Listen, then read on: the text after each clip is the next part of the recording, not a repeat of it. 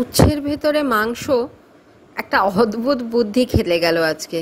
উচ্ছে আমিও খুব একটা ভালোবাসি না, মা ভালোবাসে বলে আনতে হয় মাঝে মাঝে। ভাবলাম আজকে উচ্ছেটাকে যদি অন্যভাবে কিছু করা যায়, যাতে উচ্ছের তেতো ভাবটাও খানিকটা কমবে আর উচ্ছেটা ভালোভাবে খাওয়াও যাবে। এই চিন্তা করতে করতে আজকে করলাম কি, একটু চিকেন এসছে রবিবার, তার সাথে কিছু ছিবড়ে চিকেন এসছিল, সলিড পিস যেগুলো ছিল।